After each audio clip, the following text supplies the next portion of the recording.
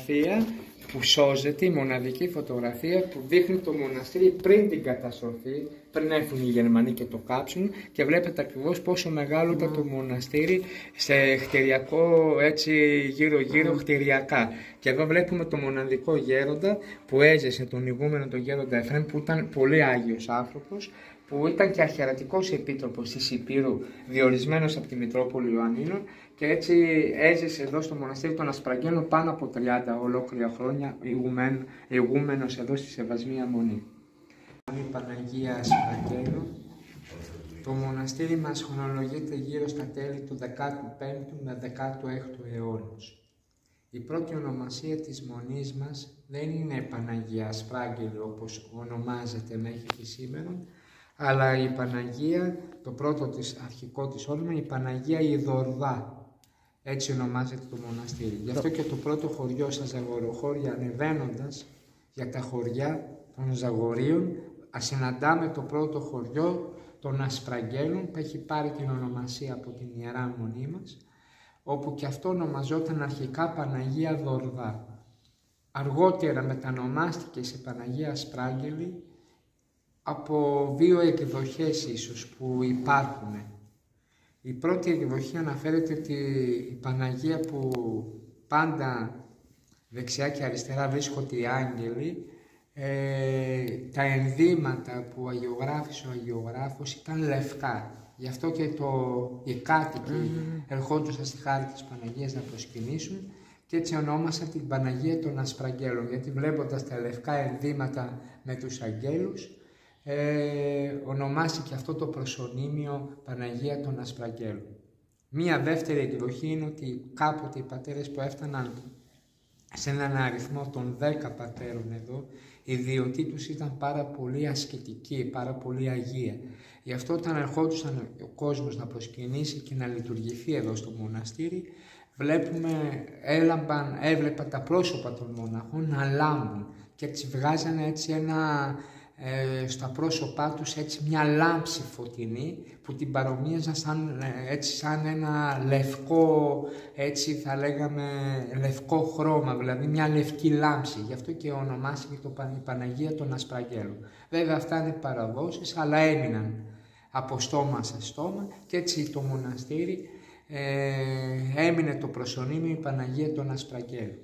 Το μοναστήρι μας τιμάται στις 8 Σεπτεμβρίου, που είναι και η Μεγάλη Πανήγυρις, όπου είναι το γενέσιο της Θεοτόκου, αλλά δυστυχώς στη διάβα των χρόνων το μοναστήρι μας υπέστη δύο μεγάλες καταστροφές. Η πρώτη μεγάλη καταστροφή είναι στην περίοδο της Τουρκοκρατίας, όπου όπως γνωρίζετε όλοι η Ήπειρος ήταν κάτω από την κατοχή του Αλή Πασά. Ο Αλή Πασά πίστευε ότι, ο Σουλτάνος πίστευε εδώ της Υπήρου, ότι οι μοναχοί βοηθούν την Επανάσταση, γι' αυτό ήθελε να πνίξει και να καταστρέψει το μοναστήρι. Γι' αυτό και έφερε τα τάγματά του εδώ στην Ιερά Μονή και προσπάθησε να καταστρέψει ολοσχερώς το μοναστήρι και να διδηλώσει βέβαια την ιερά εικόνα της Παναγίας της Ασπαγγελώτισσας.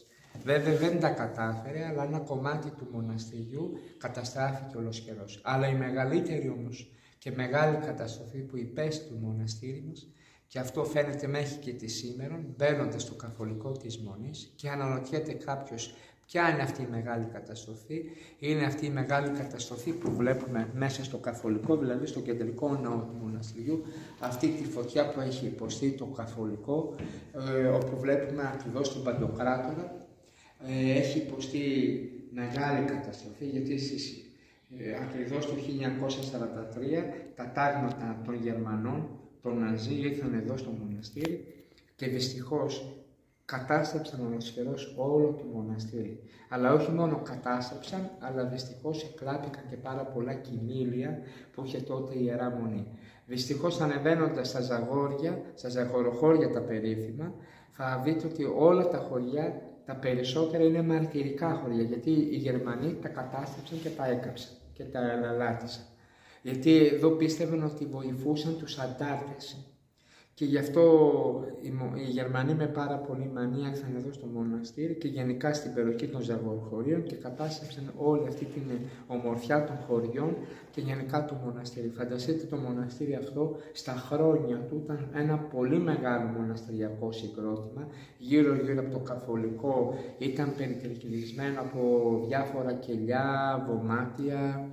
Ήταν ένα πολύ μεγάλο μοναστηριακό συγκρότημα. Δυστυχώς δεν έμεινε τίποτα όρθιο και δυστυχώς αυτά μας τα διηγείται ο γέροντας Εφραίμ, ο ηγούμενος της Μονής εδώ, που έζησε αυτή τη μεγάλη καταστροφή στην περίοδο του Δευτέρου Παγκοσμίου Πολέμου, όπου τα εξιστορεί ο ίδιος όλα αυτά τα γεγονότα του μοναστηριού. Φανταστείτε το μοναστήρι είχε πάρα πολύ μεγάλη δόξα και πάρα πολύ έτσι και σε εκκλησιαστική τέχνη και σε ιερά σκεύη, είχε πολύτιμα βιβλία, χειρόγραφα, κώδικες, όλα αυτά δυστυχώς καταστράφηκαν και εκλάπηκαν από τους Γερμανούς.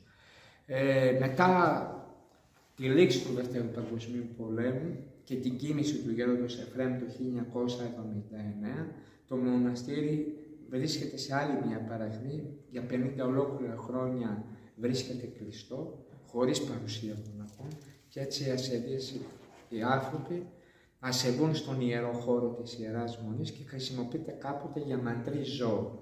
Αργότερα που ήρθαν οι πατέρες, εδώ και μόνος στο μοναστήρι, προσπάθησαν να ανασυγκροτήσουν ξανά την Ιερά Μονή και έτσι με τη βοήθεια της Μητροπόλεως Ιωαννίνων και της Περιφέρειας μπήκε σε διάφορα προγράμματα, έτσι έγινε η τοιχοποιία, δηλαδή η φύλαξη, θα λέγαμε, ο τείχος, ο λεγόμενος του μοναστηριού και σιγά σιγά προσπάθησαν να ανακοινήσουν κάποια κτίρια που υπήρχαν τότε, ίσως ήταν καταστραμμένα, τώρα έχουν ήδη ανακοινιστεί κάποια κτίρια για να μπορεί να είναι βιώσιμοι για τους μοναχούς.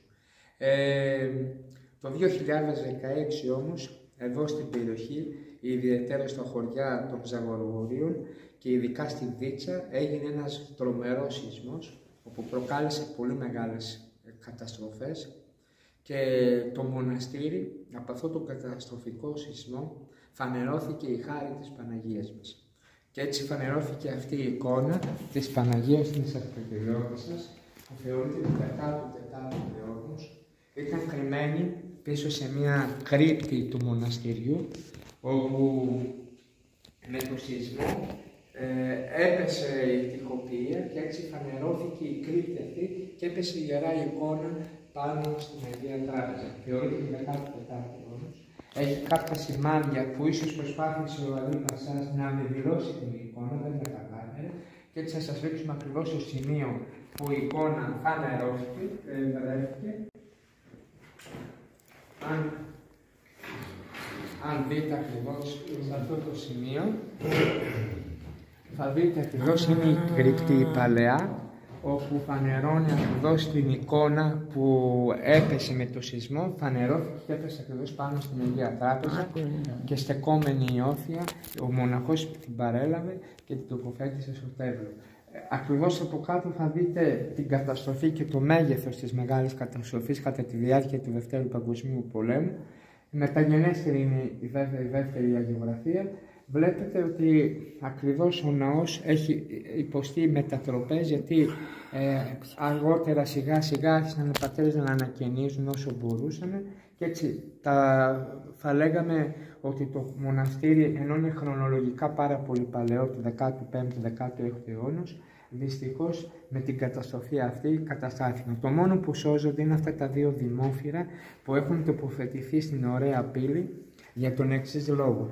Γιατί μπορεί να μην είναι ακόμα συντηρημένα, μακάρι να βρεθεί κάποιος συντηρητής να καθαρίσει και να φανεί η αγιογράφηση, αλλά έχουν τοποθετηθεί γιατί ήταν το παλαιό τέμπλο της Ιεράς Μονής του μοναστηριού. Το τέμπλο αυτό είναι πιο νεότερο, γενικά έχει τοποθετηθεί πάρα πολύ αργότερα, αλλά το τέμπλο εδώ βλέπουμε ότι πριν την καταστροφή του μοναστήρι είχε πολύ μεγάλη δόξα και ιδιαίτερα στην εκκλησιαστική ξυλογλυπτική τέχνη, και αυτό θυμίζονται και ακόμα και σήμερα οι πυρώτες για την εκκλησιαστική ξυλόγλυπτη τέχνη, αλλά και γενικά για την ασυκομπηρία που υπάρχει στα καντήλια ακριβώς, γιατί οι πυρώτες είναι ιδιαίτερως, έχουν αυτό το χάρισμα του ασημιού, να επεξεργάζονται το ασήμι και έτσι βλέπουμε περίτεχνα εκκλησιαστικά σχέδια, σκοπόπυλα, πολυελαίους, καντήλια, όπου είναι στην τέχνη της Υπήρου. Το μοναστήριο, όπως το βλέπετε, αρχικά δεν ήταν έτσι. Στη Διάβα που πέρασαν τα χρόνια έμενε και μόναζαν πατέρες εδώ, το Βουλιφαράκι. Έτσι και εμείς είμαστε δύο πατέρες. Εγώ είμαι ο ηγούμενος, ο γέροντας της Μονής, ο πατήρ Διονύσιος. Είμαστε άλλος ένας, ο πατήρ Προκόπιος. Είμαστε και κατά αδέρφια και κατά σάρκα αδέρφια από την ίδια οικογένεια που ήρθαμε εδώ στο μοναστήριο. Ο Μητροπολίτης μας, αλλά και ο πρωτοσύγγελός μας, επειδή φύγαν δύο πατέρες, δεν ήθελαν να κλείσει το μοναστήρι και έτσι μας κάλεσε από τα μετέρα να έρθουμε και να επανδρώσουμε το μοναστήρι εδώ της Παναγίας Ασπαγγελώτησης. Είναι πάρα πολύ χαρματουργή. Και έτσι με τη χάρη της Παναγίας να μην κλείσει το μοναστήρι αυτό που χρόνια στέκεται όρθιο και έτσι προσπαθεί να μείνει και αυτό, να μην κλείσει όπως άλλα μοναστήρια, γιατί όπως καταλαβαίνετε στην εποχή μας υπάρχει μεγάλη λειψιδρία και μοναχών και ιερωμένων.